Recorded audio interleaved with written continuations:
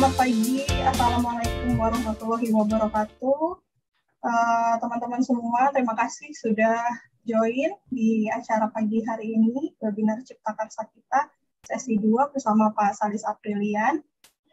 Sebelumnya mungkin saya mau share dulu tentang beliau ya.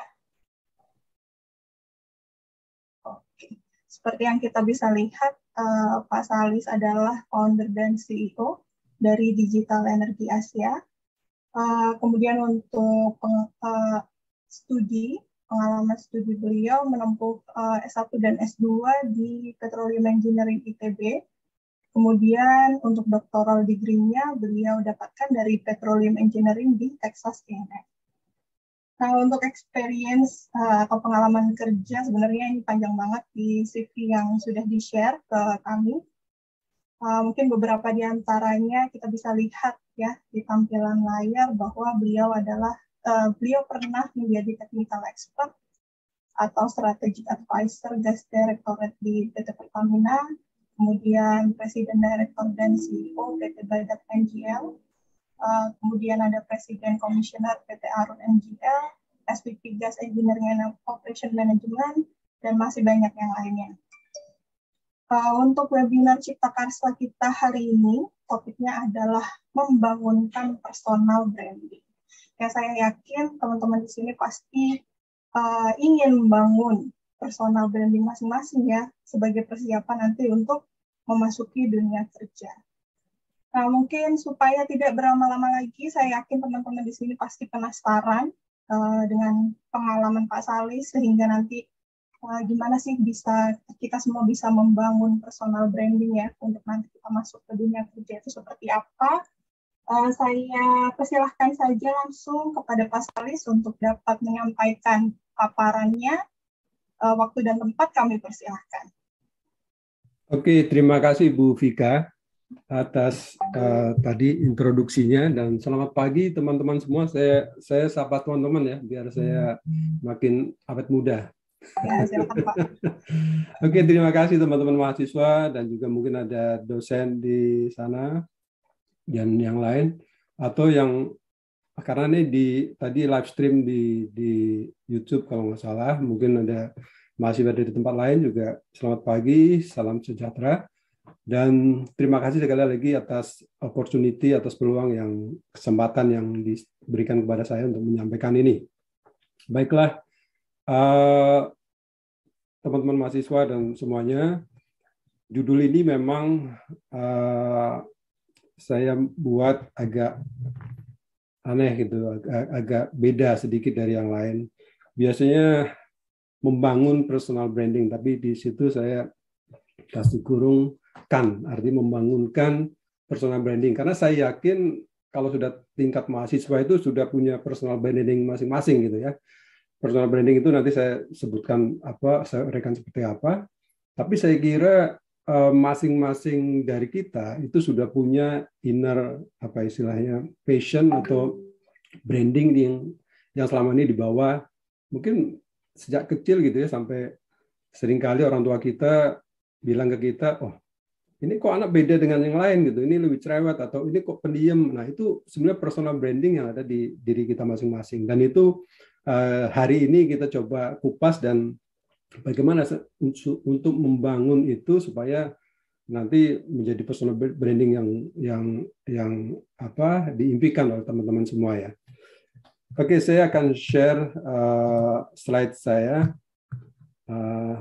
Boleh Bu Vika ya, saya open sini. Tolong kalau tidak jelas. Apakah sudah terlihat? Sudah, Bapak. Oke. Baik. Saya slideshow. Oke, jadi ini program bagus sekali saya kira dari Universitas Pertamina, yaitu webinar Cipta Karsa ini. Tujuannya tadi mulia sekali, bahwa untuk mempersiapkan mahasiswa masuk ke dunia kerja supaya networking-nya bagus, supaya branding-nya bagus, supaya talent-nya bagus gitu ya. Bahwa UP, saya singkat saja UP ya, UP Universitas Pertamina itu mempersiapkan ini. Dan kesempatan ini saya ingin memanfaatkan kita bercerita saja gitu, karena waktu yang 2 jam ini 1 jam diberikan pada saya untuk nanti presentasi, dan selebihnya nanti ada diskusi atau mungkin ada klarifikasi atau tanya jawab begitu ya, Q&A. Nah, seperti tadi disampaikan bahwa saya sekarang ini memiliki suatu perusahaan konsultasi namanya Digital Energy Asia. Kemudian saya juga masih di SPE, Society of Petroleum Engineers Asia Pasifik, terutamanya di sana sebagai member of Advisory Council. Jadi kalau ada acara-acara SPE di Asia Pasifik, biasanya saya diminta untuk memberi masukan. Kemudian selain itu di organisasi juga saya sebagai Vice Chairman di Indonesian Gas Society atau IGS. Ya, itu branding saya sekarang itu ya.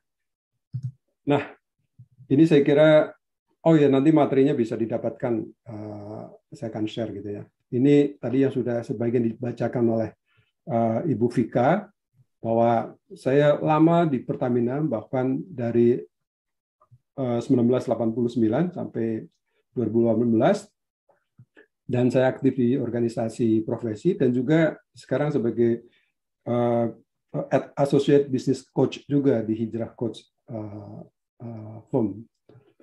Kemudian saya kira ini sudah disampaikan, jadi saya lewat saja.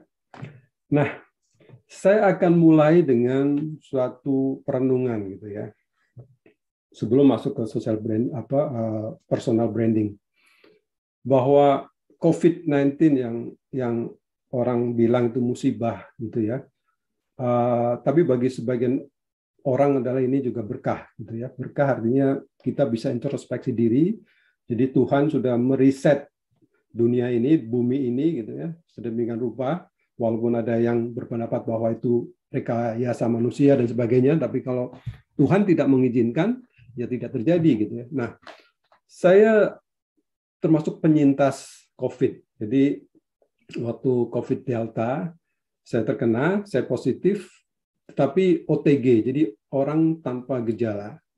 Nah, apa yang kami lakukan adalah saya diisolasi gitu ya di rumah, kemudian terpisah dengan anak istri walaupun ada di rumah. Jadi saya melihatnya ini suatu perenungan yang dalam sekali, karena hampir 2 minggu saya diisolasi seperti ini.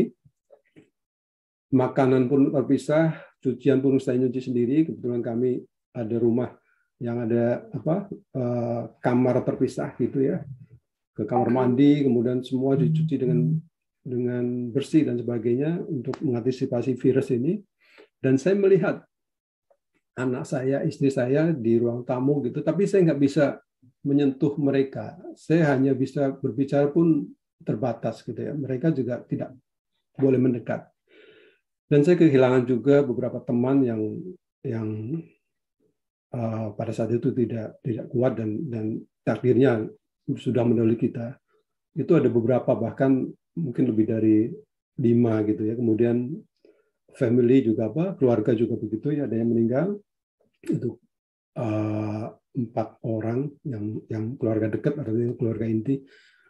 Itu sungguh bagi saya ini perenungan yang sangat-sangat dalam, sehingga begitu sembuh saya berniat untuk bagaimana kita berbuat baik ke orang lain supaya bahwa hidup kita untuk selanjutnya itu akan lebih baik lagi ya. Nah, ini saya membayangkan ini the future lonely gitu ya, suatu kesendirian yang di masa depan yang mungkin teman-teman juga nanti akan merasakan itu ya, bahwa kita merasa kita tuh nanti akan sendiri, semua akan sendiri. Bahkan istri atau anak tercinta pun kalau kita sudah meninggal itu nggak mau tidur sama-sama kita gitu. Artinya dekat dengan kita tuh sudah tidak mau lagi. Dan ini terrefleksi dari isoman ya, isolasi mandiri yang memang saya lakukan, dan teman-teman juga mungkin ada yang mengalami itu, saudara-saudara.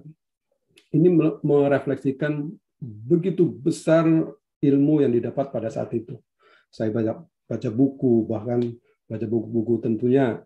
Kalau saya beragama Islam ya, saya banyak membaca buku agama. Kemudian ternyata itu takdir itu menyembuhkan saya. Dan ada beberapa yang ingin saya share di sini. Jadi bagaimana membangun personal branding itu dari kejadian semacam ini. Jadi selanjutnya saya baca juga ada yang mengirimkan, ini adalah puisi terakhir W.S. Rendra. Saya bacakan pelan-pelan supaya ini masuk di kita semua ya. Bahwa Rendra menulis begini. Nggak tahu, ada yang bilang ini fake apa ini hanya bukan seperti ini sebenarnya isinya terus dibuat seperti ini, tapi saya dapat beberapa tulisan yang menyatakan bahwa ini tulisan asli W.S. Rendra ya. Bagi yang belum tahu, W.S. Rendra itu adalah tokoh nasional, dia seorang budayawan. Puisinya begini. Seringkali aku berkata ketika semua orang memuji milikku, bahwa sesungguhnya ini hanya titipan. Bahwa mobilku hanya titipannya. Bahwa rumahku hanya titipannya. Bahwa hartaku hanyalah titipannya. Tetapi mengapa aku tak pernah bertanya, mengapa dia menitipkan kepadaku? Untuk apa dia menitipkan ini padaku?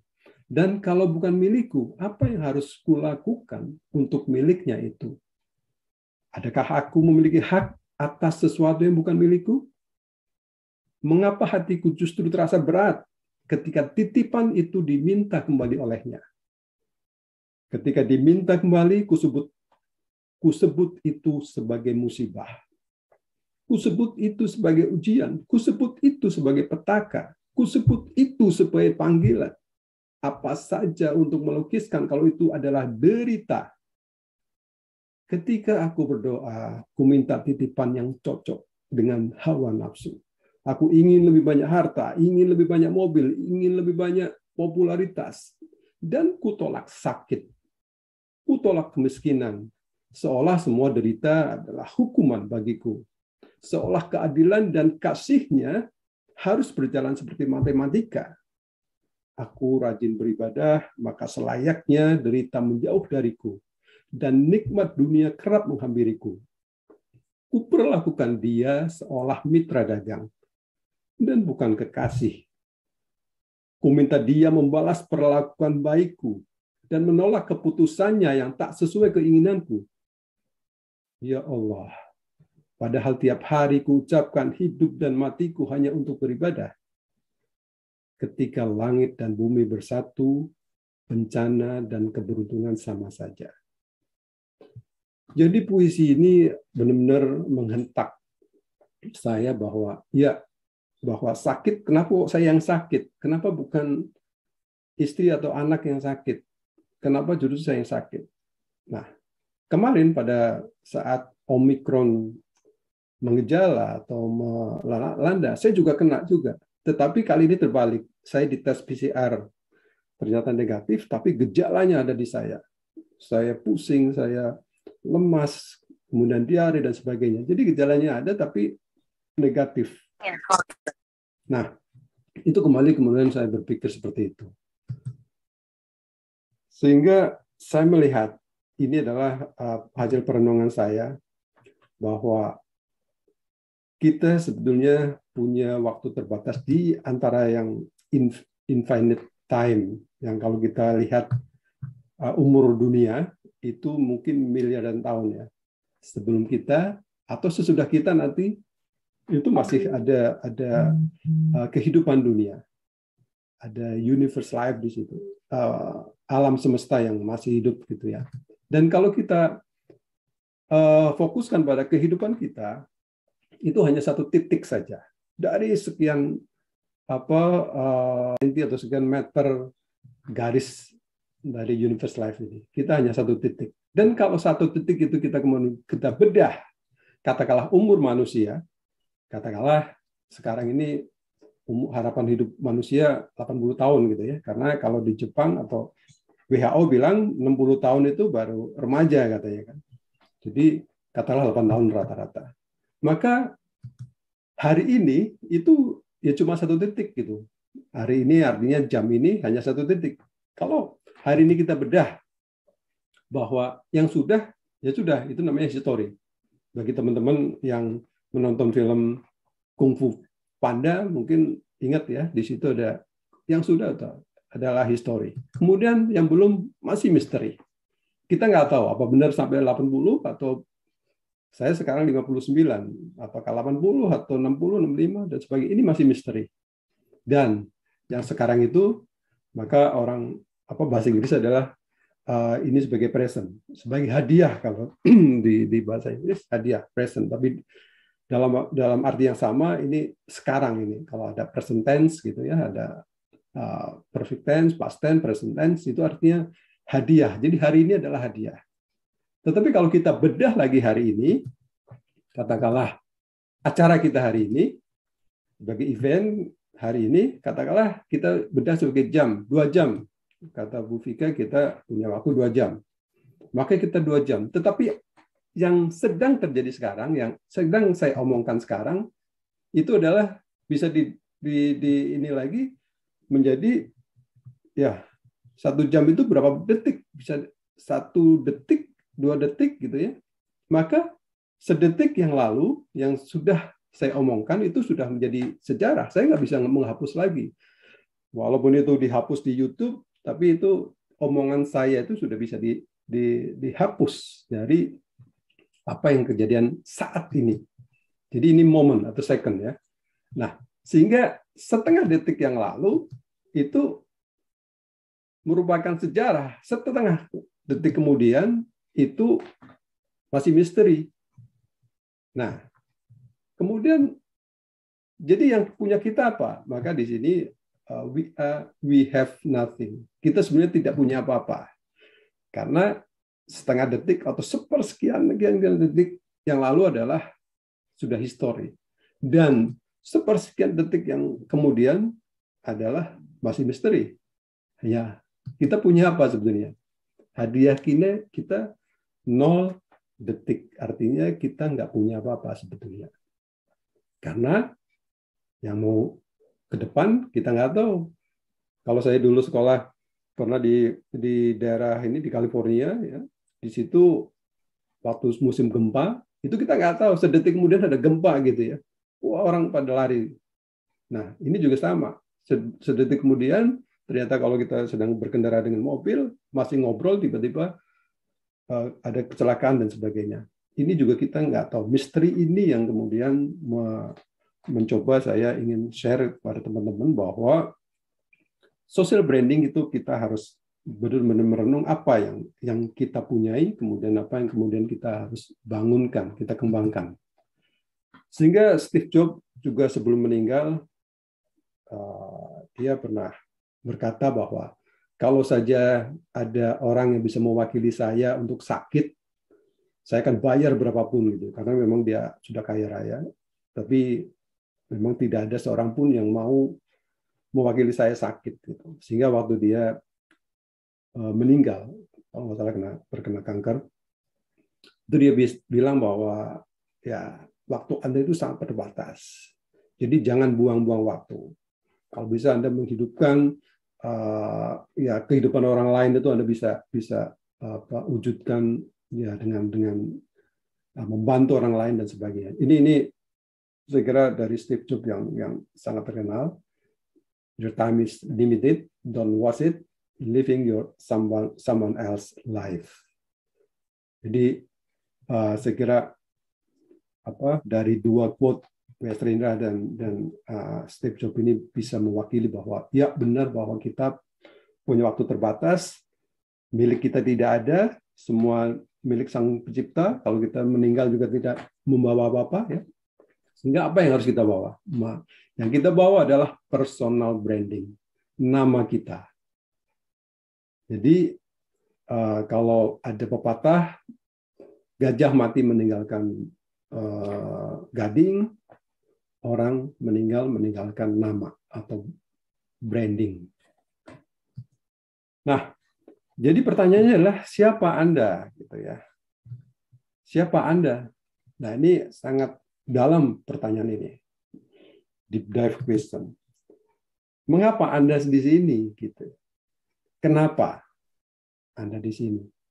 Itu kalau Anda berkaca, tiap hari kan Anda berkaca sebelum berangkat ke kampus, saya kira berkaca walaupun sebentar, Anda tanya coba, kenapa Anda dilahirkan dari orang tua yang Anda sekarang ini? Kenapa tidak dilahirkan katakanlah menjadi anaknya presiden atau anaknya raja gitu ya? Kenapa tidak dilahirkan di Afrika tapi di Indonesia? Kenapa dilahirkan di Jakarta, tidak di Medan? Coba Anda tanya, kenapa Anda di sini? Kemudian Anda akan kemana setelah ini? Anda akan kemana setelah ini? Itu pertanyaan yang harus dijawab ya. Ini deep dive question. Kemudian apa yang sudah Anda kerjakan? Anda sudah melakukan apa? Ini yang kemudian nanti akan ditanya ketika the future lonely tiba. Gitu ya. Setelah Anda hidup, kemudian kesana itu seperti apa? Ini akan ditanya. Kemudian apa yang sekarang Anda kerjakan? Jadi yang sekarang Anda kerjakan apa? Inilah kemudian muncul kalau di perusahaan juga muncul bagaimana kita reach our vision. Jadi tiap orang harus punya visi. Setiap hari itu kita harus ngerti visi kita itu apa gitu. Jadi Anda sekolah, Anda masuk ke Universitas Pertamina juga harus punya visi. Visi Anda apa pada saat masuk? Jangan sampai ya ikut-ikutan teman atau ya karena perintah orang tua, ya karena waktu itu gagal di suatu perguruan tinggi atau seperti apa. Jadi ini harus benar-benar Anda tulis gitu ya dalam kertas yang bisa dibaca pada suatu saat gitu ya. Kenapa Anda di sini? Anda tuh coba tulis. Nah, dengan begitu Anda akan mengenali diri sendiri. Kemudian ini akan menjadi bagaimana Anda membangun nanti personal branding supaya umur kita itu panjang. Umur panjang itu umur beda ya dengan usia. Kalau usia mungkin ya 50 tahun, 80 tahun, tapi kalau umur itu bisa panjang. Makanya kalau kita sering bertemu orang atau dalam ajaran agama Islam atau bersilaturahmi, kita akan diperpanjang umurnya. Itu karena umur itu bisa lebih panjang dari usia. Seperti Steve Jobs tadi, dia umurnya sampai sekarang masih orang masih menghormati dia gitu ya. Tapi usianya barangkali waktu itu cuma 37 atau berapa ya, saya lupa. Jadi bagaimana kita berpikir ya bahwa ini ada teori berpikir. Jadi pertama kalau kita hanya menggunakan mata, telinga, kemudian merasakan, ya mendengar, itu baru level pertama. Ini seperti halnya sekarang misalnya di persidangan ya ada bukti, pokoknya buktinya harus ada. Nah bukti itu yang bisa kasat mata, bisa dilihat mata, didengar atau seperti apa, itu masih level 1 ya. Jadi kalau kita ada keputusan di persidangan bahwa ya dia bersalah, itu karena tidak ada bukti-bukti bahwa menunjukkan dia tidak bersalah, karena memang yang dilihat, yang didengar atau diraba dan masih menggunakan itu. Jadi keputusan pengadilan umumnya itu menggunakan 5 sense, panca indera. Kemudian level kedua itu kita berpikir beyond 5 sense. Jadi inilah yang kemudian berkembang teknik perminyakan, geologi itu. Itu teknik perminyakan dapat minyaknya dari mana?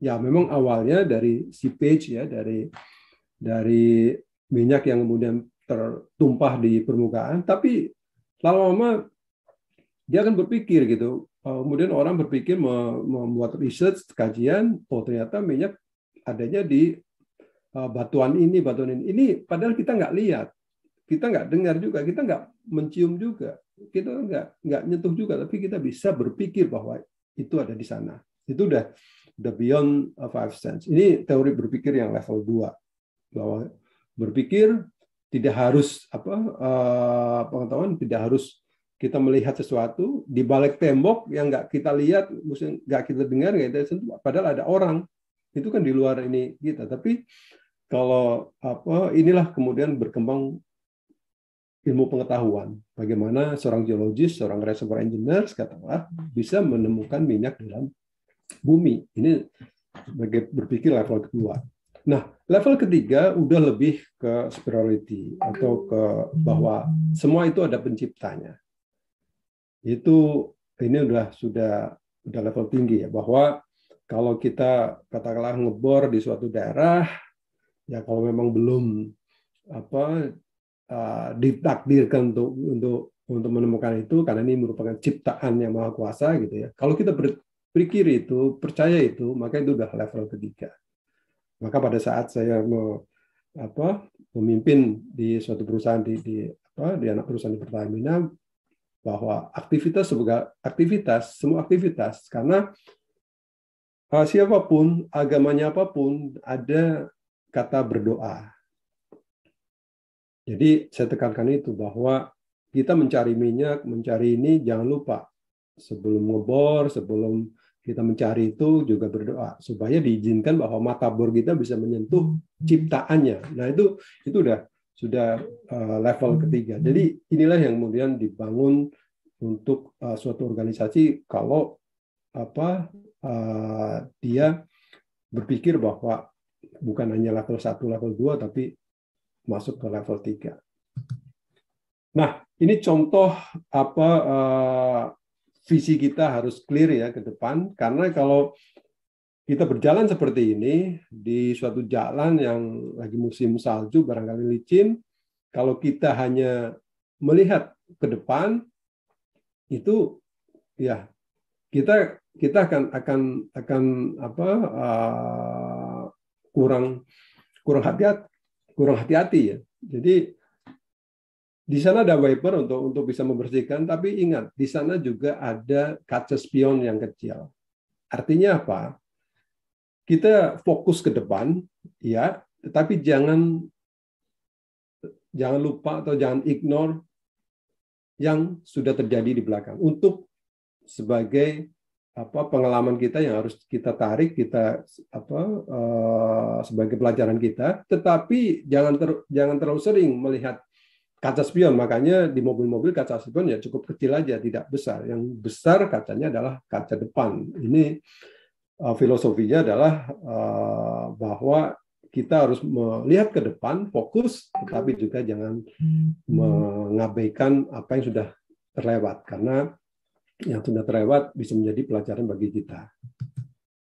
Nah, membangun personal branding itu juga Anda harus percaya bahwa bukan hanya bakat, bukan hanya nature ya, bakat, sehingga Anda dari kecil memang bakatnya sudah bisa bakat melukis nih seperti ini.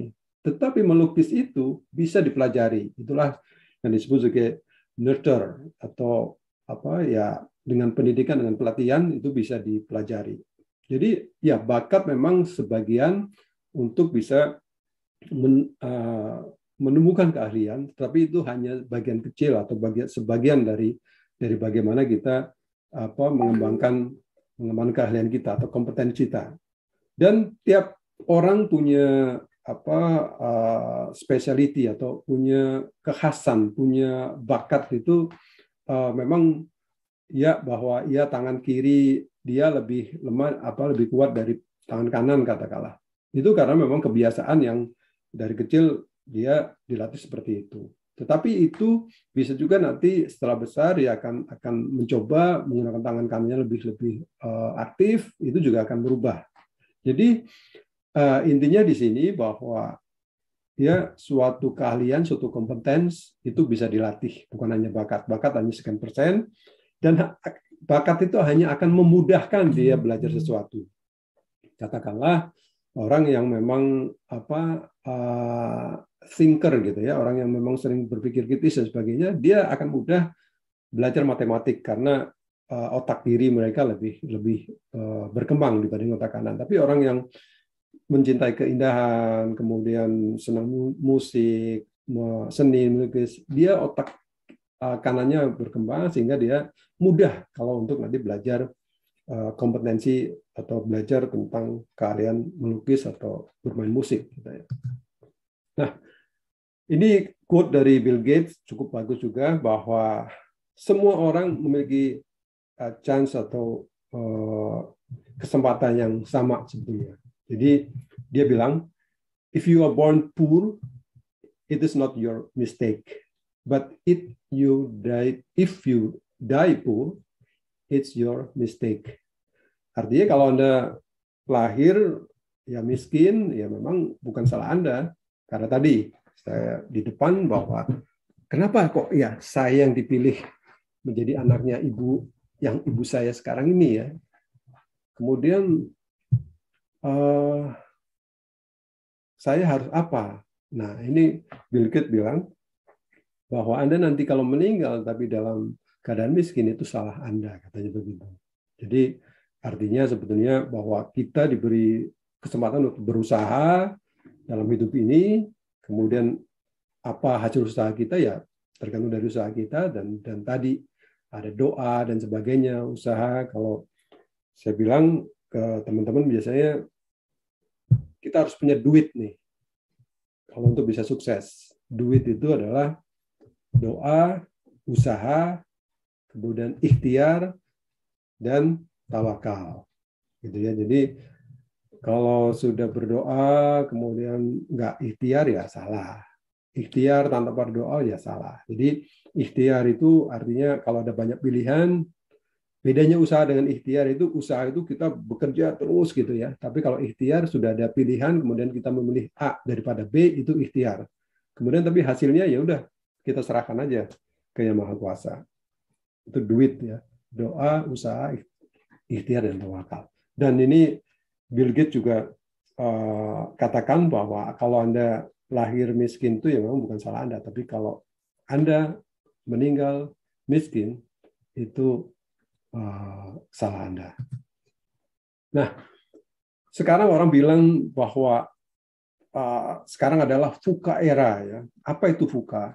Ya, contohnya saja yang gampang saya selalu katakan sebagai contoh ya, sekarang taksi gitu ya, mobil taksi dulu waktu di tahun 2019 atau 2018 belum ojol, belum terkenal. Jadi perusahaan taksi protes terhadap kebijakan bahwa ojol itu merusak bisnis mereka. Nah, ini yang disebut sebagai VUCA. Jadi penuh dengan ketidakpastian, volatility ya. Jadi suatu yang gampang berubah, complexity, ambiguity. Jadi ambigu itu ya kita nggak tahu mana yang hoax, mana yang real gitu ya sekarang ini. Nah, ini kemudian orang menyingkat ini sebagai VUCA era. Volatility, uncertainty, complexity, dan ambiguity. Nah, bagaimana keluar dari atau mempersiapkan kita di era VUCA? Kemudian orang sudah melakukan namanya prime VUCA. Jadi volatility diganti menjadi vision. Jadi kita harus memang punya vision, punya pandangan ke depan bahwa lusa itu seperti apa, mungkin 5 tahun ke depan itu seperti apa, 10 tahun ke depan seperti apa. Kita harus punya visi bahwa kita mau menuju kemana, arah kita kemana gitu ya. Kemudian uncertainty diganti dengan understanding, artinya kita harus mengetahui benar situasi sekarang ini. Tiba-tiba harga minyak turun, kemudian naik lagi, minyak turun. Nah, ini kalau di dalam universitas, itu biasanya ini tercermin kalau di jurusan teknik perminyakan itu, kalau minyak naik gitu ya, kemudian banyak sekali orang kemudian berbondong-bondong mengambil jurusan teknik perminyakan. Kemudian sebentar lagi turun, nah sepi lagi gitu karena lulusanya agak susah mencari pekerjaan dan sebagainya. Kemudian complexity akan bisa diselesaikan dengan clarity. Jadi kita harus clear bahwa ini kejadiannya itu seperti apa. Karena complexity itu seperti tadi, perusahaan taksi itu bukan saing aja, bukan lagi dengan perusahaan taksi, tapi dengan perusahaan online, dengan perusahaan software, dengan perusahaan seperti Gojek dan sebagainya. Kemudian hotel bukan saingan dengan sesama hotel, tetapi dengan Airbnb dan sebagainya. Jadi ini sudah kompleks. Nah, tadi ambigu bisa dengan agility, agile, lentur gitu ya, sehingga fragile menjadi agile. Nah, bagaimana kita belajar untuk bisa beradaptasi, untuk membangun kompetensi kita? Nah, dalam model pembelajaran itu ada yang disebut sebagai unconscious incompetent. Artinya kalau kita melihat ini contoh ini, ada anak kecil melihat sepeda, ya hanya melihat bahwa oh iya ada sepeda bisa jalan ya, oh orang bisa bepergian dari satu lokasi ke lokasi lain dengan sepeda ya. Dia ya tidak sadar bahwa itu tuh bisa dipelajari dan sebagainya. Kemudian begitu dia berminat, oh gimana sih sepeda? Oh ternyata sepeda itu harus dikayuh seperti ini, kemudian jalannya harus seimbang seperti ini. Jadi dia sudah sadar gitu ya. Tapi dia belum bisa naik gitu ya. Itu disebut sebagai conscious incompetence. Jadi sudah sadar bahwa dia tidak bisa naik sepeda, tapi sudah mengetahui bahwa oh sepeda seperti ini harus dikayuh dan sebagainya. Nah begitu dia belajar, ayahnya mengajak dia belajar, maka dia udah bisa mengayuh. Kemudian ayah bilang, oh nanti kalau ada jarak sekian 2 meter ada batu direm ya gitu ya. Kemudian kalau ada nanjak dikayuh yang lebih cepat ya. Nah kemudian dari sini conscious competent, artinya dia sudah sadar dan sudah ahli, sudah bisa. Nah kalau dia sudah belajar terus setiap hari dan mahir, itu dia sebut sebagai tingkatnya sudah unconscious competent. Artinya sudah tidak harus memikirkan bahwa ini nanjak harus cepat kayuhnya kemudian turun ya harus direm dan sebagainya. Dia sudah otomatis. Jadi di luar kesadaran dia atau sudah unconscious ya, sudah ya tidak harus mikir lagi gitu, tetapi sudah ahli. Nah, inilah proses belajar yang teman-teman saya kira harus kalau tiap hari mempelajari sesuatu yang baru, ini harus dipelajari dengan baik ya.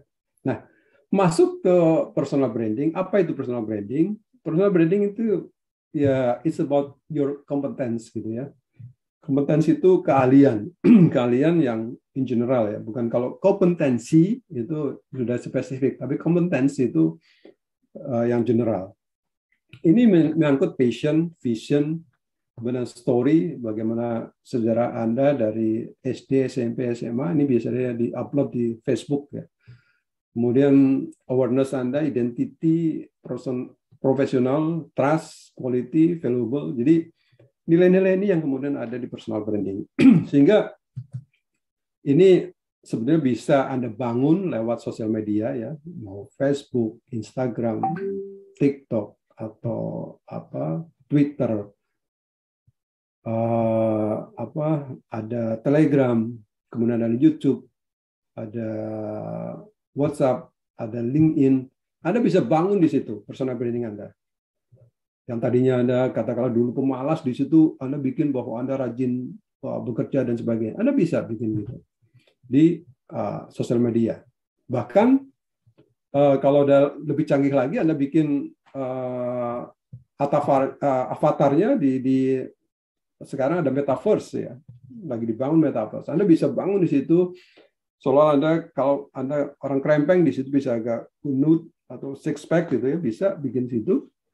Kemudian ada poles sedikit di situ. Tapi bukan itu maksudnya. Karena personal branding seperti itu akan tidak kekal, tidak ada sustain. Karena begitu orang mengetahui bahwa oh Anda ternyata bukan seperti itu, maka habislah semua personal branding yang Anda bangun. Nah, membangun personal branding itu ada di tangan Anda, yaitu membangun kompetensi dulu. Nah, ini bisa mungkin nggak usah dihafalkan, tapi bisa dirasakan saja. Pertama ini tangan kanan ya, tangan kanan, jempol. Jempol itu artinya bahwa Anda jangan pelit-pelit memberi apresiasi terhadap orang lain, terhadap diri sendiri pun. Katakanlah mencapai sukses, berilah apresiasi. Berilah apresiasi terhadap orang lain, terhadap teman, kakak, saudara, adik, anak gitu ya. Kalau dia berprestasi, oke, jempol. Jadi jempol kenapa menjadi simbol sekarang sangat bernilai? Kayak kalau saya senang melihat X Factor ya, padahal ya X Factor ada yang bagus, tapi karena jempolnya kurang yang like, dia kalah gitu ya. Jadi give appreciation itu penting. Itu untuk membangun nanti kompetensi Anda seperti apa. di dalam pergaulan dan sebagainya ke depannya. Kemudian telunjuk itu build your vision. Jadi Anda tadi sudah membangun visi Anda tujuannya apa, masuk ke teknik perminyakan apa, masuk ke teknik industri seperti apa, masuk ke fakultas ekonomi seperti apa, itu harus benar-benar dicatat dan itu harus bisa dipertanggungjawabkan gitu ya, bahwa yes, visi Anda ke depan seperti apa. Dan jangan lupa, saat telunjuk itu juga artinya believe in God. Anda harus percaya ada Tuhan. Agama apapun saya kira ada percaya Tuhan. Jadi Tuhan yang menentukan gitu ya. Anda sudah berusaha dan sebagainya, tapi tetap supaya jadi jangan frustrasi, jangan cepat menyerah. Bahwa ya memang ada doa di sana. Jadi jangan lupa itu telunjuk. Kemudian jari tengah itu usahakan Anda di antara teman-teman Anda be above average atau ya di atas rata-rata lah. Kalau teman-teman Anda sesama bisa mengerjakan sesuatu ini, ya Anda bisa nggak lebih dari mereka, extra miles kalau istilahnya. Jadi Anda punya kelebihan di antara mereka, di antara teman-teman Anda. Kelebihannya apapun gitu ya, above average. Kalau di kelas ya, kalau misalnya ujian, kalau bisa above average, kalau nggak bisa above average di ujian, ya mungkin Anda punya bakat apa yang kemudian menonjol gitu ya.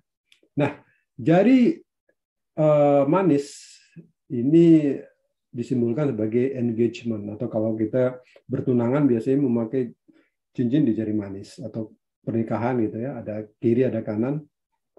Artinya adalah networking. Anda harus membangun networking sebanyak mungkin atau sebaik mungkin.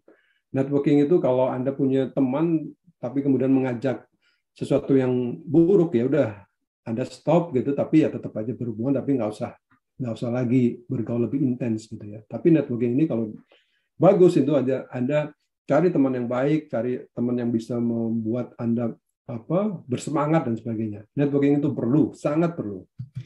Kemudian kelingking. Nah, seperti tadi, do not ignore small thing. Jadi orang jatuh biasanya bukan karena batu besar, tapi karena kerikil. Jadi jangan lupakan atau abaikan hal-hal yang kecil. Jadi Anda harus terbiasa yang kecil juga. Oh, kalau ini penting dan urgent, ya harus Anda perhatikan. Ini Anda membangun personal competence di dalam diri Anda. Cukup 5 ini Anda bisa membangun diri Anda. Kemudian yang kiri ini terkait personal branding. Jadi jempol itu menyimbolkan atau ini bermakna bahwa Anda harus menulis sesuatu yang terbaik bagi Anda atau lebih baik, yang di diri Anda lebih baik dari yang lain. Yang tadi ya, yang extra miles atau above average, itu Anda tulis. Mungkin ada 1, 2, 3, 4 gitu ya. Anda cakap, katakanlah menulis, Anda cakap untuk bisa melukis, Anda cakap olahraganya apa, spesifik basket atau apa gitu ya. Jadi yang Anda mempunyai kelebihan dari yang lain, itu Anda tulis. Kemudian yang dari telunjuk itu Anda harus katakan itu setiap hari gitu ya. Misalnya Anda personal branding Anda akan menjadi, katakanlah nanti setelah lulus menjadi lulusan terbaik gitu ya. Ya Anda setelah tulis Anda katakan, saya lulusan terbaik, saya lulusan terbaik. Itu tiap hari harus Anda katakan itu. Itu teori-teori personal branding. Kemudian kalau Anda punya lebih dari satu tadi yang lebih baik dari yang lain, itu Anda prioritasi yang sesuai dengan passion Anda, sesuai dengan minat Anda di mana. Anda misalnya tadi sebagai olahragawan juga, tapi sebagai saintis juga, sebagai public speaking juga. Nah, tapi mana yang Anda lebih passionnya di situ? Maka prioritize. Nah, yang jari manis ini show it to others. Tadi ya, networking hubungannya dengan kita harus tunjukkan, apa itu lewat sosial media atau lewat kumpul-kumpul dengan teman, Anda tunjukkan. Jadi jangan Anda pendam sendiri, bakat Anda yang kelebihan Anda jangan pendam sendiri. Anda tunjukkan bahwa iya Anda punya keahlian itu. Show it to others.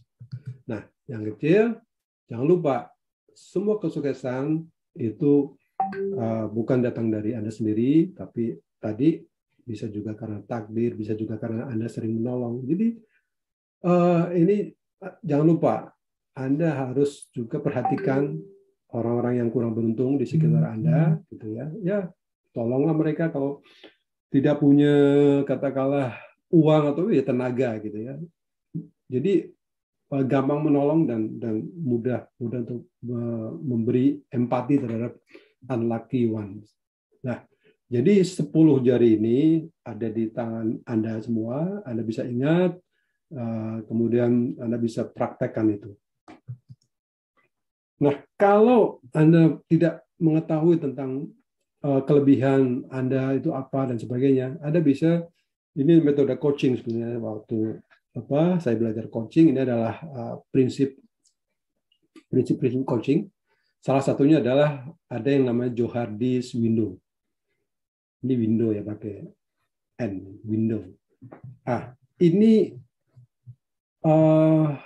ada suatu matriks seperti ini. Jadi kalau di sini di kuadran 1 nih, yang nomor 1, ini artinya bahwa inilah sebetulnya apa yang ada dilihat orang dan juga Anda merasakan di sini. Namanya sebagai open atau free area. Di mana Anda sudah tahu ya. Anda juga diketahui oleh orang lain gitu. Misalnya Anda sebagai mahasiswa yang cerdas atau ceria, tidak gampang nyontek, tidak gampang putus asa. Nah, itu orang udah tahu dan Anda juga tahu sendiri ya, bahwa ya saya seperti itu. Dan orang lain melihat seperti itu.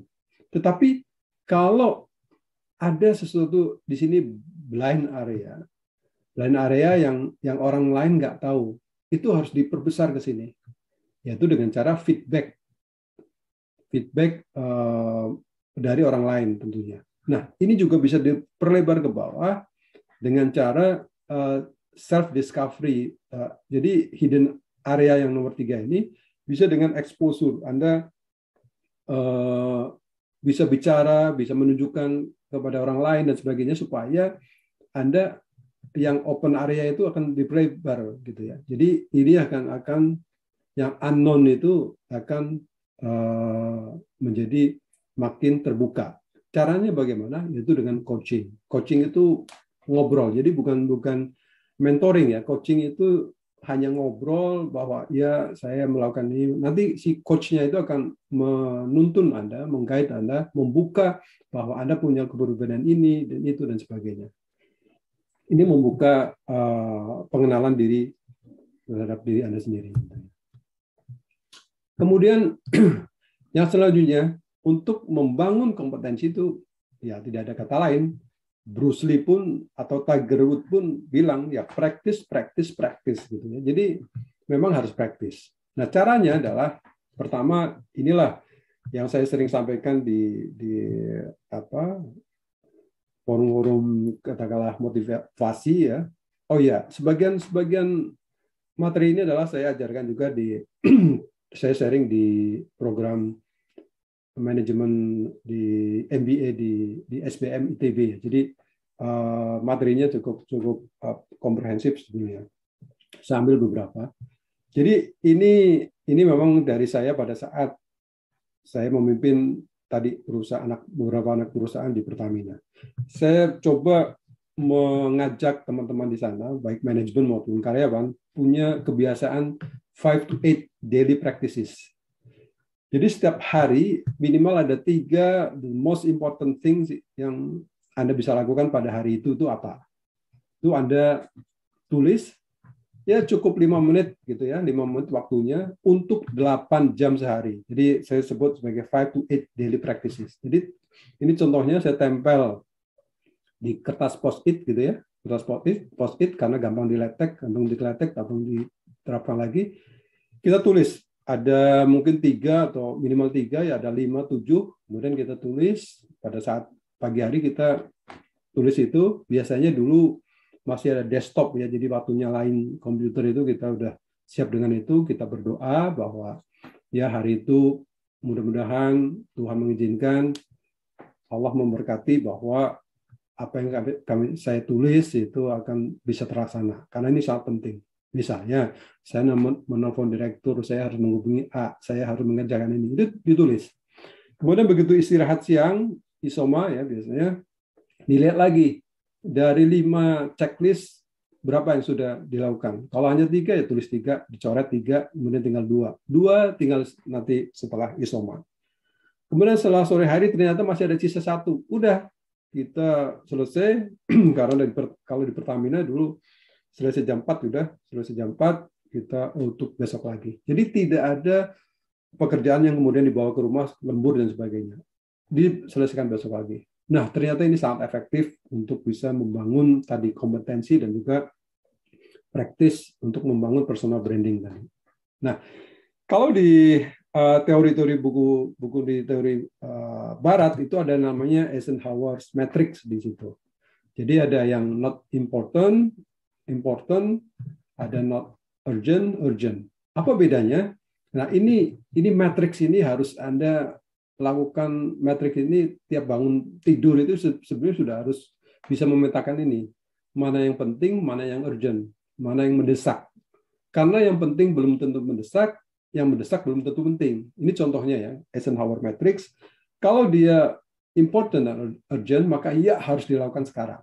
Gitu ya, harus dilakukan sekarang. Ini listnya, ya contoh aja, saya ngambil dari Google ya. Jadi ini contoh aja membuat seperti ini. Kemudian kalau dia important tapi not urgent, jadi tidak mendesak ya udah decided schedule kapan dikerjakannya, gitu ya. Kemudian kalau not important but urgent, jadi tidak penting tapi mendesak, ya bisa didelegate ke orang lain, gitu ya. Ini teori manajemen yang sangat-sangat ampuh nih. Jadi kalau Anda nanti bekerja, kemudian ternyata ada menemukan banyak sekali, ini penting semua nih, bos memberi tugas seperti ini. Anda pilah-pilah aja mana yang urgent, mana yang penting, mana yang important. Kalau memang dia urgent tapi not important, Anda bisa delegate ke bawahan atau ke yang lain, Anda delegate. Nah, kalau tidak penting dan tidak urgent, ya udah delete aja. Karena dari sekian banyak list pekerjaan, mesti Anda tiap hari ada. Nah, inilah Eisenhower Matrix yang cukup bermanfaat bagi dunia kerja Anda nanti. Kemudian jangan lupa Anda memanage energi Anda. Bukan hanya waktu ya, karena seringkali orang bilang, ya time management gitu ya. Harus ada scheduling. Jam ini apa, jam berikutnya apa. Nah, tapi kalau Anda tidak memanage energi, itu akan sia-sia. Nah, dari riset menunjukkan bahwa memanage energi itu akan 10 kali lebih baik daripada hanya memanage time. Nah, ini contohnya bahwa kalau Anda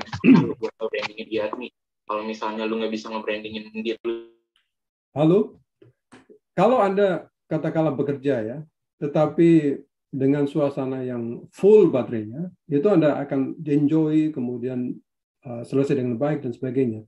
Tapi kalau hanya setengah atau bahkan udah low bed, pekerjaan yang numpuk yang tadinya Anda bisa kerjakan dengan time management, bahwa ya jam 10 saya mengerjakan ini, jam 12 saya mengerjakan ini, tapi energi Anda nggak manage, itu akan berantakan juga. Seperti Anda katakanlah, ya saya udah punya time management kok, ketemu family, saya udah dengan suara, tapi begitu energi tidak di manage, begitu ketemu keluarga, ngobrol dengan anak, itu pikirannya kemana-mana, nggak fokus pada anak, gitu ya. Nah ini sangat diperlukan dalam dunia kerja, memanage energi Anda, bukan hanya waktu.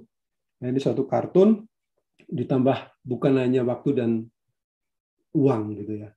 Ini waktu kecil, Bart Simpson ya, di sini Bart Simpson. Dia punya waktu, punya energi, tapi nggak punya uang. Gitu. Begitu besar, ini bapaknya, dia nggak punya waktu karena sibuk sekali. Dia punya energi dan punya uang, tapi nggak punya waktu karena sangat sibuk mengerjakan atau bekerja sesuatu. Tapi begitu tua, ya jangan sampai seperti ini. Punya waktu, punya uang, tapi nggak punya energi.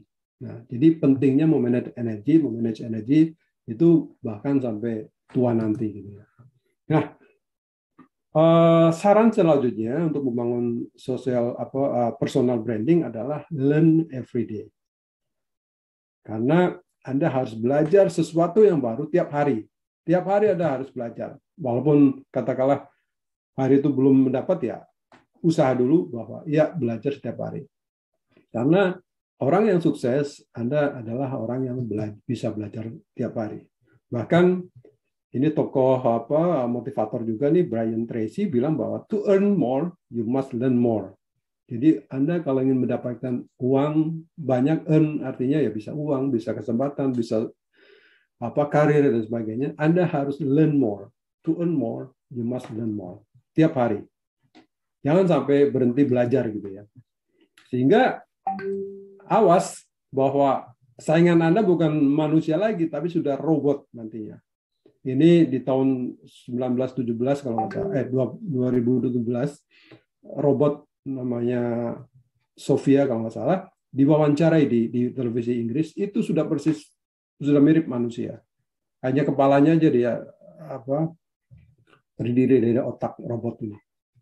Kemudian di dunia kerja juga mereka sudah menggunakan ini. Bahkan ya kalau sekarang robot itu bukan hanya fisik robot seperti ini, tapi software robot, sehingga namanya banyak orang kehilangan pekerjaan seperti teller di bank atau penjaga tol dulu ya, sudah nggak lagi di ini, semua pakai digital. Sehingga saya juga masuk ke digital teknologi, bagaimana mengembangkan suatu digital teknologi untuk bisa membantu orang, kemudian apa yang harus dipelajari.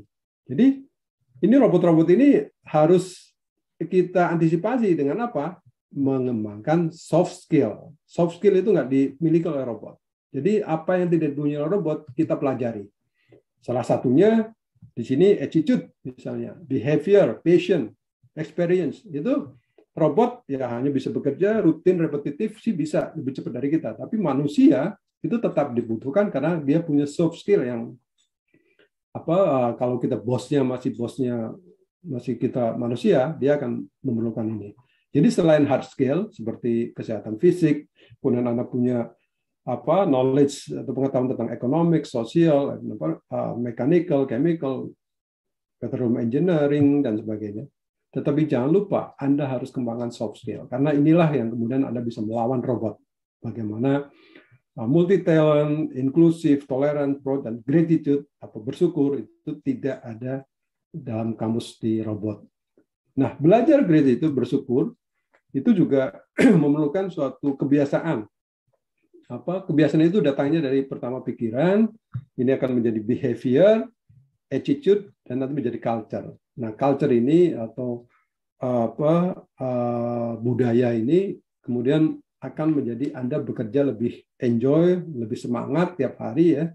Nah, ini adalah cara untuk Anda bagaimana cara bersyukur. Caranya adalah Anda siapkan satu jar atau toples gitu ya. Anda tulis saja bahwa setiap Anda memiliki keberuntungan, katakanlah, oh hari ini nilainya baik, dapat A di reservoir engineering atau dapat B di economics, Anda tulis. Oh, Anda dapat hadiah dari teman, Anda tulis, kemudian Anda masukkan, Anda lipat, masukkan ke dalam suatu jar. Sehingga pada saat Anda mengalami depresi atau sedang ada gagal dan sebagainya, Anda buka satu-satu, Anda ambil, coba buka satu. Maka yang ada adalah di situ bersyukur. Anda bahwa ya, Anda pernah diberi oleh Tuhan, Sang Pencipta, oleh Allah, hal yang sehingga Anda dapat sukses seperti hari ini. Inilah cara praktis untuk membangun personal branding dari cara bersyukur.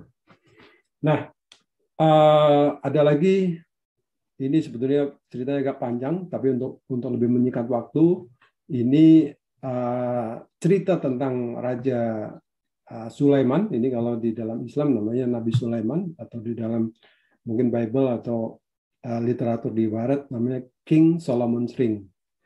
Jadi pada saat itu Raja Sulaiman atau Nabi Sulaiman, ini cerita atau fiktif atau seperti apa, tapi dia ingin bahwa kebahagiaan di dia itu ingin selalu bahagia.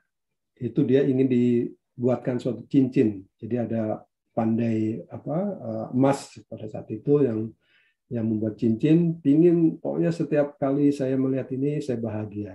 Maka si tukang emas itu kemudian membuat suatu cincin dengan tulisan, kalau dalam bahasa Inggris itu these two shall pass.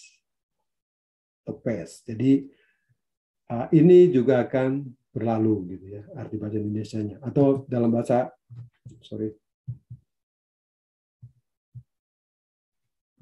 kalau dalam bahasa Arab dia bahwa semua ini adalah milik Allah gitu ya. Nah, setelah dia si King Solomon ini mendapat musibah, dia melihat cincin itu, oh iya, dia bahagia lagi.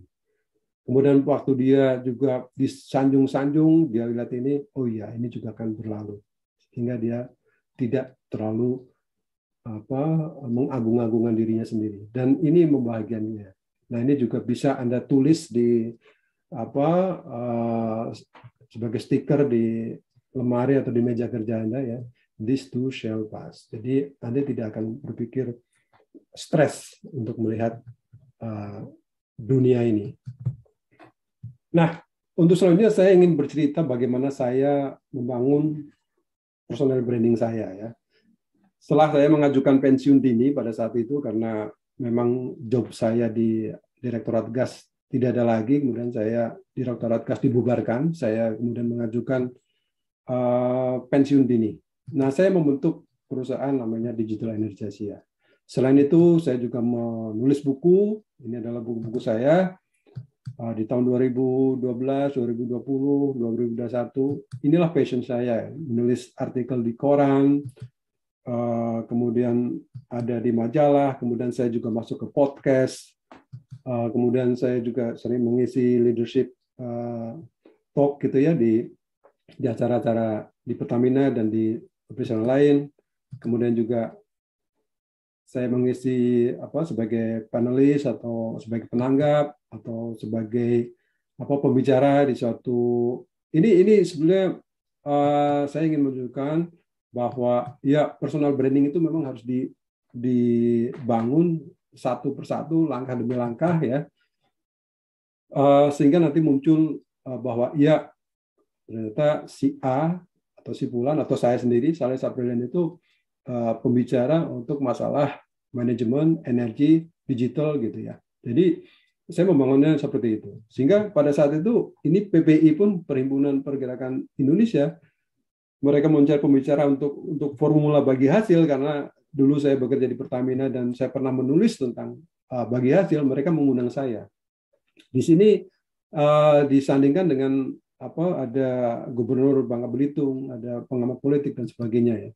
Dan di coaching, di Hijrah Coach saya, itu juga saya di situ sebagai pembicara bahwa transforming business di ini seperti apa, kemudian di MBA ITB ya, kemudian di salah satu forum ini dengan keynote-nya Pak Menteri Pak Menko, kemudian di majalah dan di Grand Seminar, di mahasiswa juga, kemudian di radio gitu ya, kemudian di hukum, ahli hukum, kemudian ya ini di radio lagi, bicara tentang kilang gitu ya, transisi energi dan sebagainya, karena jadi dilihat orang saya ahli di situ gitu ya. Kemudian ini agak besar juga pada saat itu ITB dengan Purnomo Yusgiantoro Center melakukan ini, dan salah satu ininya. Kemudian ini yang baru kemarin ada ngopi bareng misalnya tentang otomasi proses industri, saya diminta bicara di situ. Kemudian yang terakhir di IGS juga begitu, dan sekarang akhirnya di sini. Nah, apa yang saya lakukan selain membangun suatu perusahaan, saya mencoba, ternyata jatuh bangun itu setelah dirasakan enak juga gitu ya. Saya selain di ini, saya di bisnis, saya coba mengembangkan dengan teman-teman namanya Hafasa Academy. Di situ tentang coaching, tentang mentoring dan sebagainya, tentang wisata domestik gitu ya. Ini ada di ininya, di websitenya. Kemudian juga mengembangkan suatu smart home, tapi ya ternyata tidak laku gitu ya. Maksudnya ada juga yang memang tidak sukses. Kemudian begitu orang booming pengiriman, saya buat juga si paket, ini juga tidak berkembang. Ya, jadi beberapa yang saya sudah coba, ternyata ada yang gagal, ada yang belum berkembang, dan sebagainya. Dan ternyata setelah saya telusuri bahwa kalau kita hanya punya passion dan talent itu tidak cukup. Kita happy memang, tetapi ya miskin, nggak ada bisnis di situ. Kalau punya passion, tapi juga kita mengetahui ada need di situ, kita happy, tetapi orang lain yang menikmati karena kita mungkin hanya melihat itu. Kalau kita punya talent, kita punya needs, rich but bore, gitu, bosan, cepat bosan gitu ya, karena itu tidak kita kerjakan lagi. Jadi yang the real business harusnya mempunyai tujuan, passion juga, doing what you love, needs artinya doing what pays well, jadi memang ada cuannya gitu ya, dan Anda punya talent, doing what you good at. Jadi Anda punya talent. Kalau itu bersatu, itulah bisnis yang baik. Inilah entrepreneurship principle yang bisa menjadi nanti topik berikutnya ya. Oke, demikian. Saya kira ini slide terakhir bahwa kalau Anda salah membuat personal branding itu jadinya seperti ini. Ini seperti human trafficking. Jadi Anda dijual Hartono ya, dijual Farogo, dijual Joyce, hubungi ini. Jadi seolah menjual orang di sini ya. Oke, demikian dari saya. Terima kasih Bu Vika dan teman-teman mahasiswa dan juga yang mengikuti program ini. Terima kasih. Ini adalah informasi dari saya. Silakan kalau ada hal-hal yang ingin klarifikasi atau ingin komentar bisa dilayangkan di Facebook saya atau di email saya dan sebagainya. Mohon maaf kalau ada salah-salah kata. Sekian. Wassalamualaikum warahmatullahi wabarakatuh. Waalaikumsalam. Terima kasih banyak Pak Salis atas paparan ini. Saya izin merangkum sedikit ya dari apa yang tadi diceritakan oleh Pak Salis, bahwa yang paling penting itu adalah live the moment ya Pak. Jadi kita jangan sampai ketinggalan satu second pun untuk membangun branding kita. Jangan sampai itu terbuang sia-sia. Apalagi teman-teman kita ini kan masih muda ya Pak, masih belasan tahun gitu. Jadi usahakan kalau ingin punya portofolio bagus nantinya untuk masuk kerja apa yang dimulai dari sekarang, membangun personal brand. Terus tadi ada poin yang penting juga yang sudah disampaikan oleh Pak Salis, bahwa kita bikin personal branding sosial itu bisa gitu ya, boleh, tapi ya tidak sustain kalau memang hal itu tidak mencerminkan diri kita yang sesungguhnya. Karena ya nanti kalau disuruh buktikan itu tidak sesuai dengan kenyataan. Ya. Jadi ada baiknya kalau kita sudah memang membangun personal branding yang sesungguhnya, kita manfaatkan media sosial itu untuk promote diri kita. Terus yang terakhir juga, tadi di slide terakhir, Pak Salis juga share bahwa ada 3 hal penting yang kita bisa gabungkan jadi satu, bahwa passion, needs, dan talent itu adalah satu kesatuan. Tidak bisa kita hanya di salah satu sisi saja, meninggalkan yang lain ya, karena nanti nggak akan berkembang sepenuhnya. Seperti itu. Banyak banget tadi Pak Salis sudah share ya ke kita, baik itu teorinya, konsepnya, sampai Pak Salis sempat share pengalaman beliau dalam berjalannya karir gitu. Mungkin ini nanti jadi inspirasi buat adik-adik kita di Universitas Pertamina untuk bisa sama, bahkan mungkin lebih dari yang sudah dilakukan oleh Pak Salis. Saya persilakan, mungkin adik-adik ada pertanyaan, teman-teman semua. Bu Vika, ya. Saya punya hadiah nih kalau nanti ada yang kalau saya tanya kemudian ada yang bisa menjawab, atau mungkin ada yang aktif bertanya. Saya punya 3 buku, mungkin bisa saya share nanti. Bu Vika saja yang memilih siapa yang mau saya kirim gitu ya. Baik Pak, boleh. Kebetulan ini nanti juga ada di akhir sesi, mungkin teman-teman sudah tahu juga bahwa akan ada kuis Pak. Nah, mungkin waktunya itu 1 minggu. Nah, mungkin dari situ ya Pak, nanti top score-nya siapa, saya kabari Bapak, nanti kita berikan ke yang top scorer gitu ya Pak. Oke, ya, boleh. Baik, ini tunggu ya.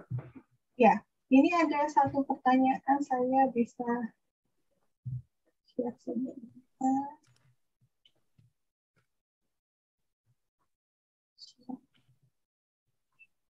Oke, dari Tova dari Prodi Ilmu Komputer, saya mau bertanya, apakah membrandingkan diri sebagai seorang generalis itu tepat?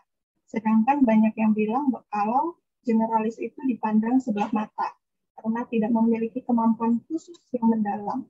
Jika menjadi generalis boleh-boleh saja, bagaimana cara yang tepat untuk bisa sukses sebagai generalis? Langsung dijawab? Iya, silakan. Terima kasih ya. Ini Tova, laki perempuan ya. Tapi oke lah, Saudara Tova. Terima kasih atas pertanyaannya.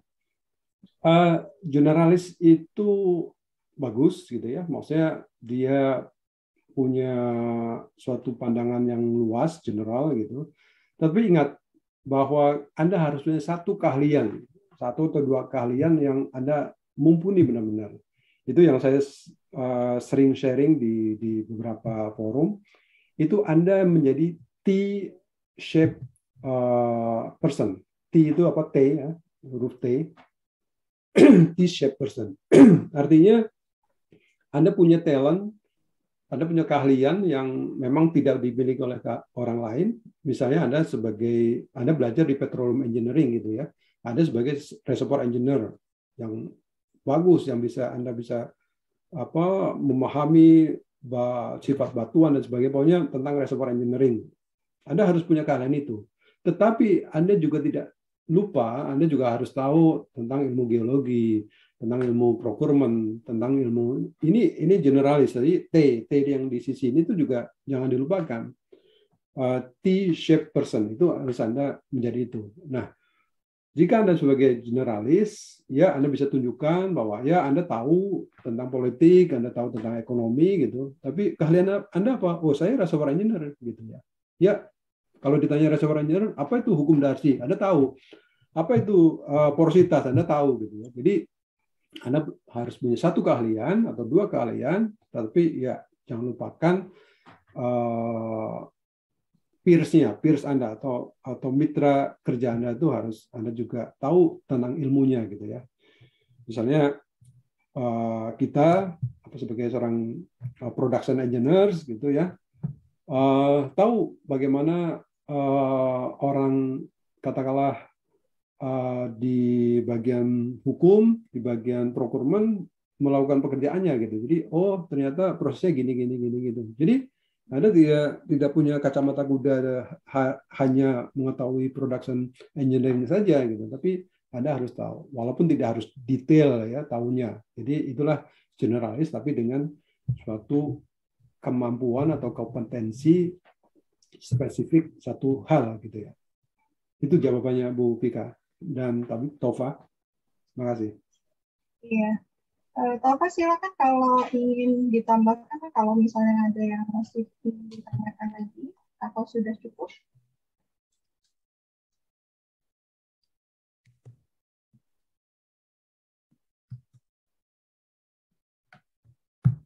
Sudah cukup ya jawabannya. Oh ya, sudah cukup. Baik, ini ada pertanyaan kedua Pak dari Syahreza Iskandar.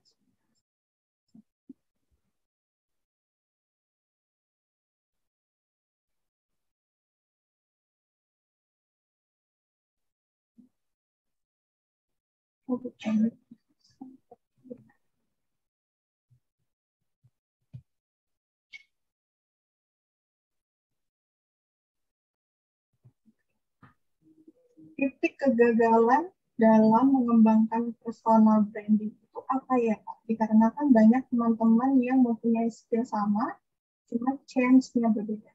Itu bagaimana? Terima kasih. Dari Syahreza di Teknik Sipil.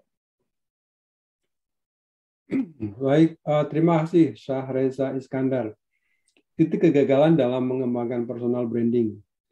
Ya, biasanya kita tadi antara passion dengan apa yang kita lakukan, kemudian environment itu sering tidak mendukung ya.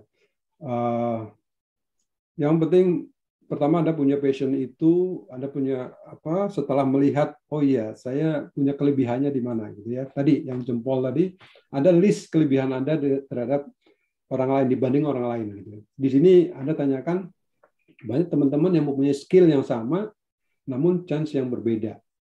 Jadi chance itu di sini peluang mungkin ya, peluang yang berbeda. Jadi satu memang punya peluang yang lebih baik, yang satu peluangnya mungkin misalnya dalam bekerja, yang satu dipekerjakan di quote and quote, ada yang dulu sebut sebagai posisi basah, satu posisi kering gitu ya, posisi tandus gitu ya. Sehingga yang satu bisa berkembang, yang satu tidak gitu ya.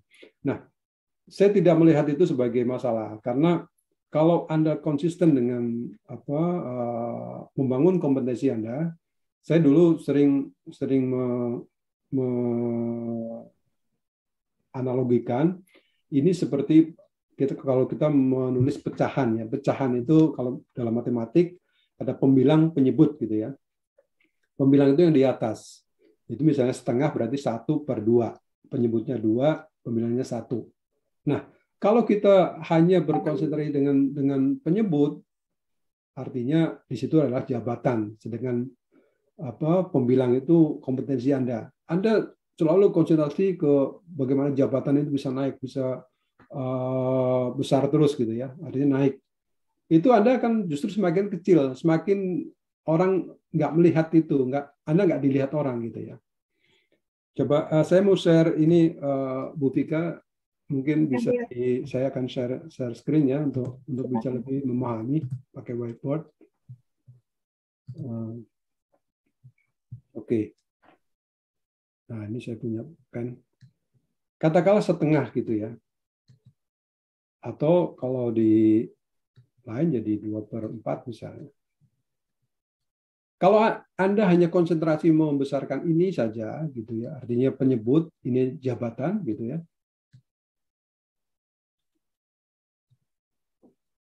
Dan ini adalah skill Anda atau pen saya nggak kurang ini skill.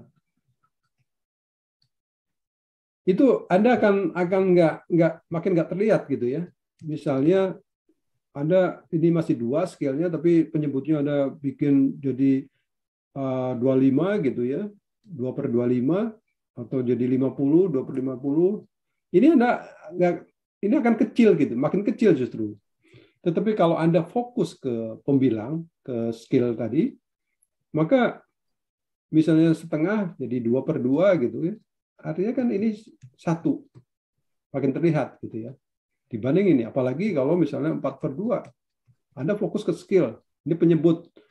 Ini seringkali di perusahaan, contohnya misalnya di Pertamina, karena saya di Pertamina seluruh kehidupan saya, itu kalau Anda mengembangkan ini, katakanlah ada seorang GM, tapi dia wawasannya, skillnya itu udah kayak direktur gitu, atau seorang engineer atau seorang operator, tapi ternyata dalam dia memanage waktu, memanage orang pada saat rapat, itu sudah seperti GM gitu. Padahal dia seorang mungkin supervisor saja gitu. Karena dia mengembangkan skillnya, bukan jabatannya gitu ya. Nah ini sering dianalogikan seperti itu kalau di dalam dunia kerja nanti gitu ya. Itu seperti itu. Jadi kalau teman-teman ternyata punya masalah seperti itu, bahwa chance-nya belum nggak sama, ya jangan khawatir, itu bukan kegagalan. Jadi Anda tetap aja harus membangun kompetensi Anda, sehingga tadi T-shaped person itu muncul, bahwa Anda mengetahui atau punya talent yang multi talent, artinya Anda seorang geologis tapi Anda tahu bagaimana organisasi orang, katakanlah gitu kan. Oh, itu bukan bagian saya, itu kan bagian ini. Enggak. Anda harus tahu Katakanlah Anda seorang seorang IT gitu ya, IT engineer gitu, tapi Anda punya kemampuan untuk mendesain organisasi katakanlah. Nah, itu tuh akan sangat diperlukan oleh perusahaan. Gitu Bu Vika, dan tadi yang bertanya, maaf. Bagaimana cara Reza tanggapannya terhadap jawaban yang diberikan oleh Pak Solis? Sudah cukup, Pak. Terima kasih. Baik, terima kasih. Oke, kemudian pertanyaan selanjutnya dari Archanggela dan Eva dari Teknik Perminyakan. Di masa pandemi ini banyak hal yang dapat dilakukan, salah satunya adalah membangun personal branding secara online. Pertanyaan saya adalah bagaimana cara yang tepat untuk dilakukan agar cerminan seseorang melalui online personal branding dapat tersampaikan dengan baik. Oke, terima kasih Archanggela. Eva, saya panggil Eva di Teknik Perminyakan. Jadi memang tadi di depan saya katakan bahwa personal branding bisa kita bangun melalui sosial media atau online ya, online personal branding.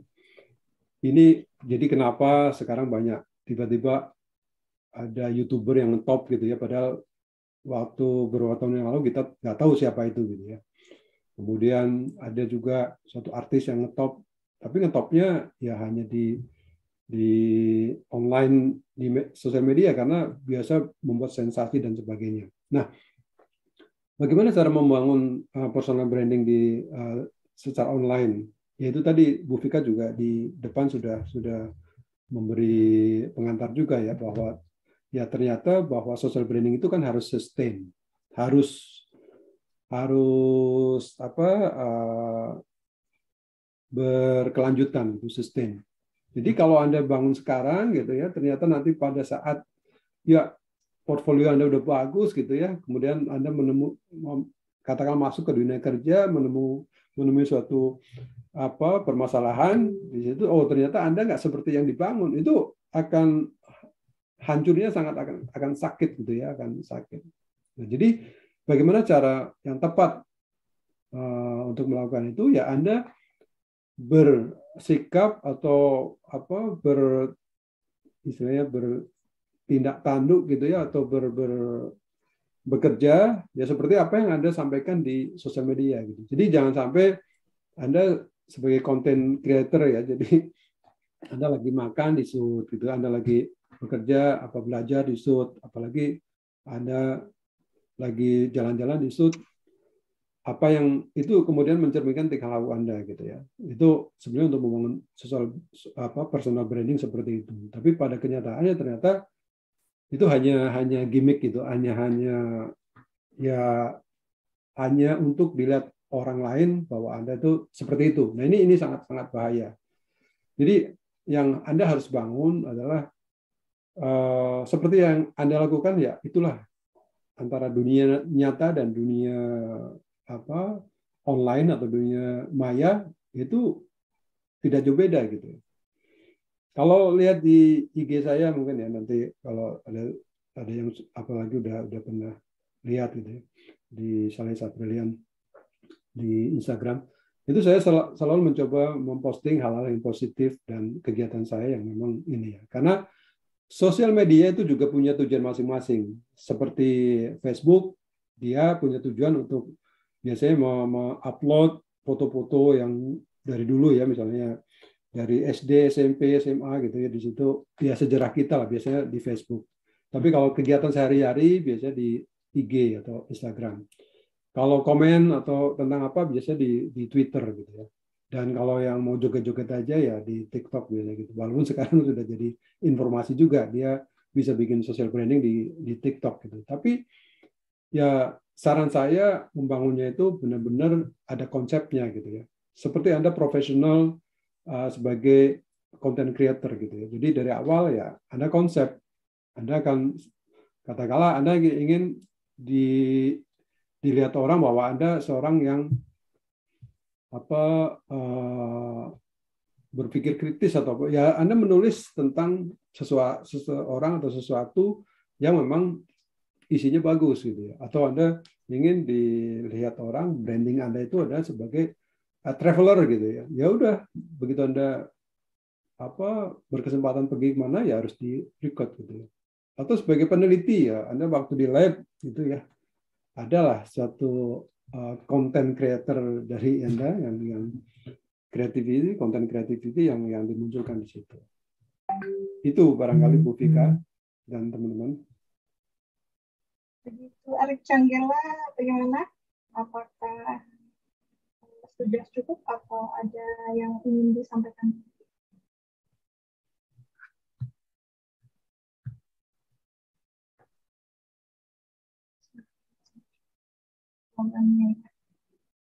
Saya lanjutkan untuk pertanyaan selanjutnya dari Putri Maria Claudia di Teknik Pendidikan juga. Seperti yang sudah diketahui, personal branding adalah citra diri kita yang kita bangun sehingga orang lain melihatnya. Tetapi bagaimana jika kita malah salah membangun citra diri atau personal branding karena kita selalu bertanya mengenai seperti apa kelebihan saya, seperti apa yang saya lihat di mata kalian. Bagaimana jika akhirnya personal branding yang kita bangun malah berdasarkan penilaian orang-orang di sekitar kita? Oke. Iya, Putri. Jadi memang personal branding kan kalau kita sekarang ada istilah pencitraan ya. Jadi sebenarnya dia nggak begitu, tapi pencitraannya adalah seperti ini. Ini personal branding yang salah menurut saya. Jadi kalau Anda, makanya datangnya itu harus dari diri sendiri ya, passion. Jadi Anda harus tadi dengan jempol yang kiri ya, kalau jempol kanan tadi untuk kompetensi ya, seperti give appreciation dan sebagainya. Tapi jempol kiri itu tadi Anda harus tulis kelebihan Anda. Menurut Anda itu apa? Menurut Anda diri sendiri. Makanya tadi ada Johadi's window juga ya, bahwa apa yang Anda ketahui itu Anda bisa tulis. Itu yang bisa Anda tanya diri sendiri, apa yang ini. Nah, orang lain itu untuk mengkonfirmasi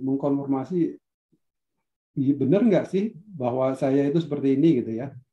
Jangan-jangan orang lain melihat kita, kalau kita bilang, oh saya adalah giat bekerja keras, tetapi ternyata orang lain melihat kita orang pemalas gitu, orang yang ini, maka itu menjadi cermin kita, benar nggak? Yang benar mana nih? Orang lain apa saya? Gitu ya. Kemudian bilang bahwa saya hobinya panjat tebing dan ini dan sebagainya. Tapi orang lain, kamu naik itu aja takut gitu ya. Sehingga oh iya ya, waktu itu saya takut naik itu. Di lantai itu udah takut. Jadi panjat tebing bukan ini saya gitu ya. Bukan personal branding saya. Jadi orang lain hanya untuk mengkonfirmasi tadi di Johari Windows untuk membuka open area-nya itu lebih ini lagi dengan cara coaching tadi. Coaching itu bisa dengan teman atau dengan benar-benar coach ya, untuk membuka siapa sih diri saya gitu, siapa sih diri kita. Nah, itu yang menyebabkan kita jangan sampai menjadi orang yang harus dilihat orang itu seperti itu. Tidak.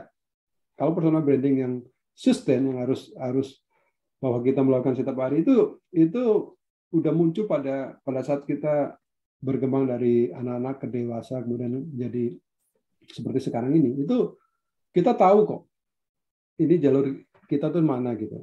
Bahkan kalau Anda nanti bekerja, Anda masuk ke HR, Anda dites, ini bisa juga mereka menggunakan namanya MBTI apa namanya yang untuk personal diri, saya lupa. Jadi Anda sebagai orang yang thinker, doer, atau Anda sebagai extrovert atau introvert, itu Anda bisa dipetakan itu. Itu lebih ke psikologi atau ini Anda ya. Itu bisa dilihat dengan cara itu. Atau katakanlah kami di Hijrah Coach ada untuk memetakan ini otak kita gitu ya. Jadi pakai brain map gitu ya. Itu juga bisa. Maka kecenderungan saya seorang introvert akan susah kalau dia sebagai di public speaker gitu ya. Tapi itu bisa dipelajari sebetulnya. Tapi akan belajarnya akan lebih sulit daripada orang yang ekstrovert. Misalnya gitu. Jadi ini jawabannya adalah Ya memang orang lain harus kita tanya untuk pendapat kita bahwa benar nggak sih yang saya tulis kelebihan saya itu benar nggak sih di mata orang lain gitu ya. Jangan-jangan ya tanyanya jangan satu orang ke 3 orang ya lebih dari mungkin 10 orang ya gitu ya. Benar nggak ya saya orangnya suka bergaul gitu ya. Misalnya satu branding seperti itu. Ternyata orang lain bilang, oh, enggak kamu orangnya jutek kok gini-gini misalnya. Oh, di dalam mana? Pembuktiannya ini. Oh iya ya, saya mungkin harus memperbaiki yang ini. Itu Putri Maria Claudia. Iya. Semoga menjawab. Semoga cukup menjawab ya, Putri, atas pertanyaan yang diberikan tadi. Mungkin ini saya sekedar sharing juga ya, Pak Salis. Kami di kampus kan ada ini juga ya, Pak, bimbingan konseling. Nah, mahasiswa yang datang ke bimbingan konseling itu memang sebagian besar di atas 50% dari mereka itu memiliki masalah terkait kepercayaan diri, motivasi seperti itu, Pak. Jadi lebih mendengarkan pendapat orang lain daripada mereka mempercayai kelebihan yang mereka punya. Seperti itu. Yang kita lihat juga di kolom chat juga ada beberapa yang nanya takut apabila misalnya ada seseorang yang sudah punya persepsi salah dengan kita, terus apapun yang kita lakukan itu terlihatnya salah terus di mata mereka seperti itu. Mereka kebanyakan mahasiswa itu memiliki isu dengan persepsi orang terhadap diri kita seperti itu, Pak. Jadi mungkin ini yang bikin itu ya agak sulit untuk menonjolkan kelebihan kita karena takut dinilai orang lain itu kita kayak sombong atau misalnya ini cuma pencitraan atau segala macam. Padahal tadi yang dibilang Pak Salis kan sebenarnya harus ini ya explore diri, tahu apa kelebihan kita, terus kita kompetensi kita itu gimana caranya supaya dia bisa mungkin adik-adik kita nih ini harus percaya diri dulu gitu intinya bahwa pasti setiap orang nggak mungkin lah semua orang tapi bagaimana caranya kita promosi diri kita ke orang lain seperti itu kan ya Pak? Iya, jadi memang itu ada bukan trik ya tapi tips lah bukan karena trik cenderung konotasinya jelek ya. Kalau tips itu bahwa ya kita ingin menonjol tapi jangan sampai bahwa kita dinilai sombong karena itu sangat tipis ininya ya. Kadang-kadang kita lebih cermat berpikir tapi kemudian orang melihat bahwa kita lelet gitu ya. Itu juga sering jadi ini karena itu sangat tipis antara lelet dengan kita berpikir. Apalagi kalau bos yang melakukan itu ya. Kalau bos yang lelet dia bilang enggak saya itu lagi berpikir keras gitu ya, padahal dia lelet ininya. Jadi memang persepsi itu harus dibangun bukan hanya dalam satu event gitu ya, tapi itu harus berulang-ulang dibangun sehingga tadi dari pikiran kemudian menjadi tindakan dan kemudian akhirnya di budaya dan sebagainya. Itu yang tersorot ke kita. Saya juga terus terang orang ada juga yang jealous atau yang merasa bahwa saya gimana misalnya dalam suatu forum berbicara seperti itu ya. Tapi ya kita sebetulnya melihat bahwa ya untuk membangun confidence kita itu bukan hanya sekali seperti orang mengayuh sepeda tadi. Itu harus sekali jatuh mungkin kemudian 2 kali dan seterusnya sehingga personal branding itu dibangun bukan kemudian menyakiti orang lain juga karena kita dinilai sombong dan sebagainya. Itu memang ada tipsnya ya. Salah satunya bagaimana kita sering sharing katakanlah apa yang pikiran kita dituangkan dalam suatu tulisan dimuat kalau saya dulu majalah kampus ada namanya mabok ya, majalah tembok gitu. Jadi itu dituangkan di situ sehingga orang tahu ternyata si A si fulan itu pikirannya seperti ini dan sebagainya. Itu tidak secara langsung membangun personal branding kita. Jadi tidak harus sok di dalam suatu forum menang sendiri itu juga akan melukai katakanlah menjadi tidak senang orang lain terhadap kita. Itu juga akan jadi apa yang kita bangun itu merasa tadi jadi enggak orang lain kok seperti ini ya, padahal saya maksudnya seperti ini gitu. Nah, itu kalau kita ulang bahwa ya sebenarnya pendapat saya seperti ini, apa dalam arti yang baik gitu ya, bahwa pendapat kita benar, confidence, itu nanti akan muncul sendiri kok bahwa ya si A itu memang seperti itu dan dia lebih hebat dari yang lain, itu akan muncul sendiri karena prestasi dan sebagainya itu penilaian orang lain, bukan penilaian kita gitu. Atau katakanlah tadi ada perbedaan antara apa yang kita maksud dengan persepsi orang lain kok beda ya gitu ya. Kok teman-teman menanggapi saya kok seperti ini? Itu sering terjadi kalau ini 1-2 momen saja gitu ya. Tapi kalau kita konsisten bahwa ya kita milih jalan yang ini, ya insya Allah nanti teman-teman pun akan respect gitu ya. Mungkin itu. Jadi membangun personal branding itu, pada ada pertanyaan, sejak kapan kita harus membangun personal branding itu ya? Ya, saya bilang ya bahkan sebenarnya sudah harus dari dulu gitu ya, harus dari waktu kita sekolah, mahasiswa dan sebagainya. Waktu saya ada di bisnis forum diskusi mengenai ini, saya bilang begitu. Jadi ya kalau sekarang bukan terlambat, tapi ya Anda harus kerja keras gitu ya untuk membangun apa yang sudah Anda kerjakan, yang history itu. Anda bisa poles nggak? Ternyata kan nggak kan, kita nggak bisa memoles bahwa saya seorang yang katakanlah ramah atau seorang yang sopan, padahal dulu ugal-ugalan dan sebagainya, itu kan nggak bisa dihapus. Tapi yang sekarang ini yang bisa dibangun ke depannya ya seperti itu. Jadi mungkin melalui tulisan, melalui sosial media kita tunjukkan bahwa kita itu bukan seperti pandangan orang lain, tapi kita itu seperti ini. Gitu.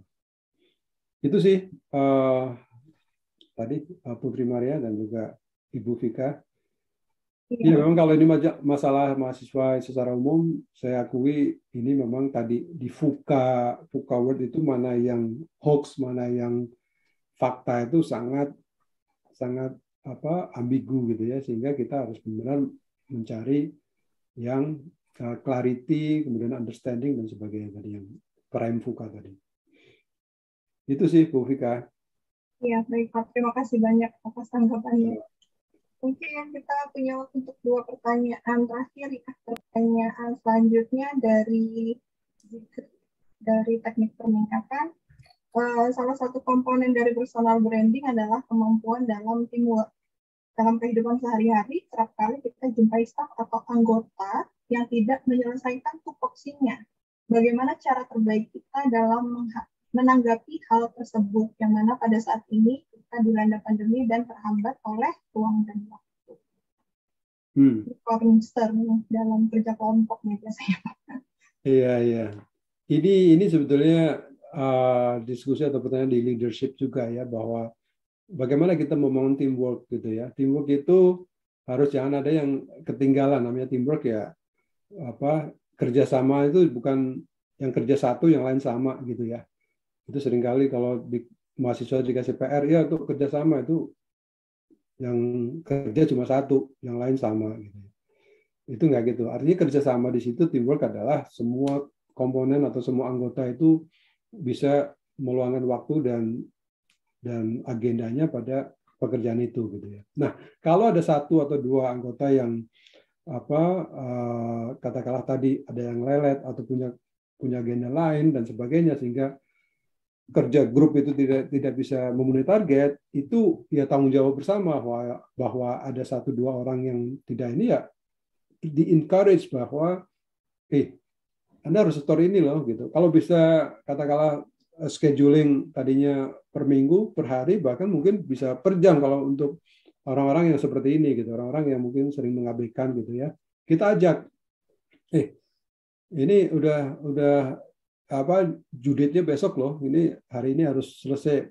Ya saya akan selesaikan. Oke, selesaikan gimana? Kalau pagi ini apa? Kemudian siang apa? Nah, kalau misalnya gitu. Kalau kurang lagi detail ya udah jam segini apa, jam segini apa gitu.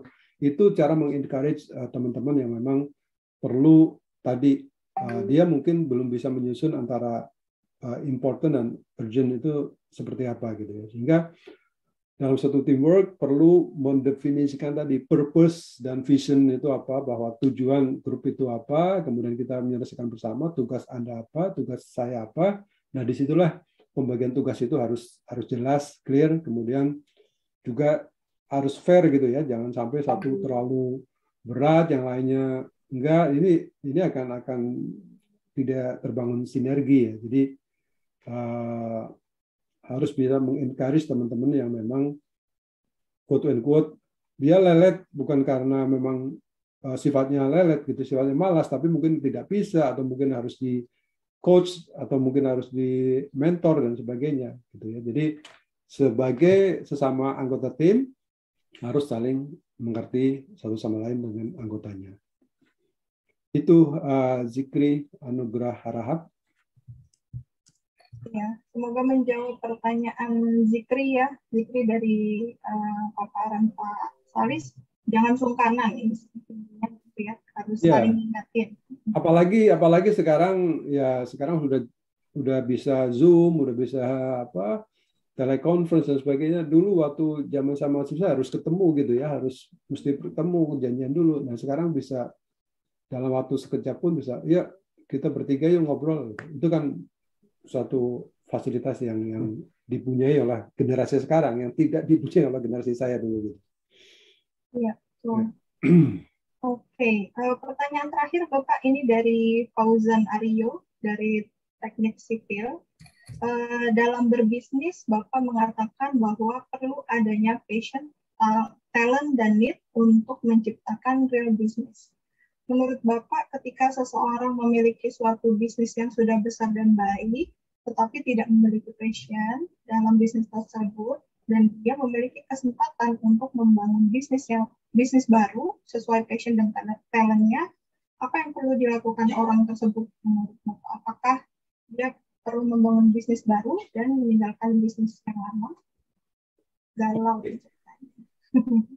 Ya, dalam chat saya tadi, kalau Anda hanya punya passion dan talent, tapi Anda belum punya pangsa pasar, artinya yang membeli, yang membutuhkan, Anda belum tahu need-nya orang itu seperti apa, itu memang Anda seneng gitu ya, kemudian tapi Anda masih happy but poor gitu ya di situ tadi. Jadi ya Anda harus dari nol lagi gitu ya.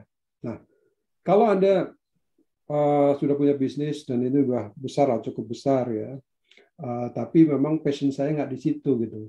Ya tetap Anda bisa bekerja di situ, tetapi Anda bisa bangun suatu bisnis baru, katakanlah dengan teman yang baru atau dengan ide yang baru, tapi jangan tinggalkan yang sudah maju ini. Itu bisa juga gitu ya. Nanti itu ada namanya nanti spin off gitu ya, kalau dalam teori bisnis atau manajemen. Pertama dibangun di dalam gitu ya, sebagai anak perusahaan atau sebagai sebagai unit bisnis. Kemudian nanti kalau udah besar, yang kecil ini, yang tadi yang baru bisa di spin off, bisa dilepas, kemudian dia akan bergulir sendiri ya. Nah, saya tadi contohkan di dalam slide saya yang terakhir ini bahwa saya membangun digital energy ya, itu juga saya coba gitu ya, karena pangsa pasar waktu itu sangat bagus untuk katakanlah menjual digital tools gitu, digital untuk membuat smart home gitu ya. Jadi kita lihat di film-film atau TV kan, orang masuk rumah tinggal pakai suara nyala dan sebagainya. Sehingga saya coba membangun bisnis itu dengan merek Zilas gitu ya, Zilas. Kemudian mungkin masih ada zilas.com gitu. Di situ saya jual alat digital tadi. Ya, itu passion saya di situ. Ternyata need-nya belum, ya artinya mungkin promosinya kurang, atau padahal kita udah melakukan sosial media ya, tapi ya ternyata dia berkembang. Kemudian saya melihat lagi, ini begitu pandemi, yang namanya semua pun dari makanan, dari paket, segala paket, pengiriman paket itu sangat besar ininya. Ladang, opportunity-nya. Maka saya bangun si paket gitu ya, sipaket.com.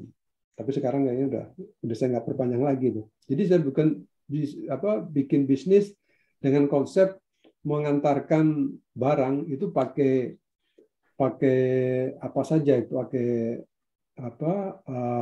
agen apa saja bisa gitu ya. Jadi di situ tagline-nya adalah kita bisa mengirim barang ke mana saja dengan siapa saja. Artinya kalau Anda ingin pakai JNE juga, jadi semacam marketplace untuk pengiriman paket. Nah ternyata ya passion saya di situ need ada tapi talentnya nggak ada. Saya tergantung orang lain. Orang lain coba membuat softwarenya dan sebagainya, tapi ya ternyata sangat mahal dan sebagainya. Ya udah saya angkat tangan, saya modalnya cuma sedikit gitu ya. Itu satu. Kemudian yang lain saya coba mengembangkan edukasi. Nah ini yang sekarang masih jalan itu Hafasa Academy. Itu di situ ada mentoring, ada kelas menulis dan sebagainya. Itu ya passion saya di situ.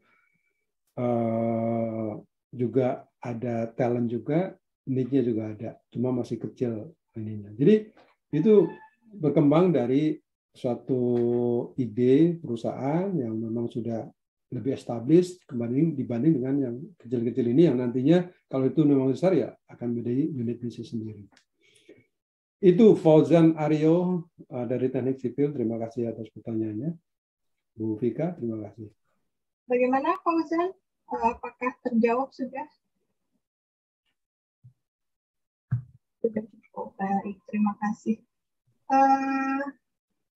Karena waktu juga sayang sekali kita harus mengakhiri webinar hari ini, padahal menarik sekali materi yang dipaparkan Pak Salis ya, dari pengalaman beliau banyak sekali yang bisa kita yang bisa kita contoh untuk nanti ke depannya. Mungkin sebelum ditutup juga saya persilahkan adik-adik kalau mau buka kamera ya. Silakan kita foto bersama sebelum diakhiri webinarnya hari ini. Saya tunggu mungkin kalau nggak semua on cam, saya fokus ke layar utama aja. Sudah? Sudah?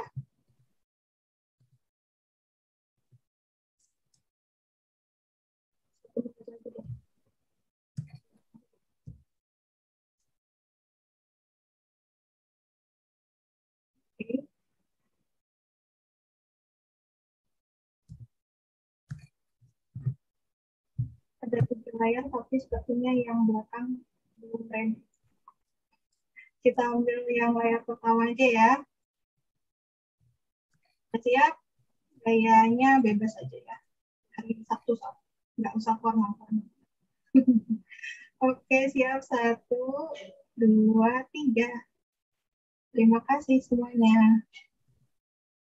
Oke. Saya ucapkan terima kasih banyak untuk Pak Salis sudah berkenan mengisi webinar Cipta Karsa kami pada sesi kedua hari ini. Banyak sekali yang kami dapatkan dari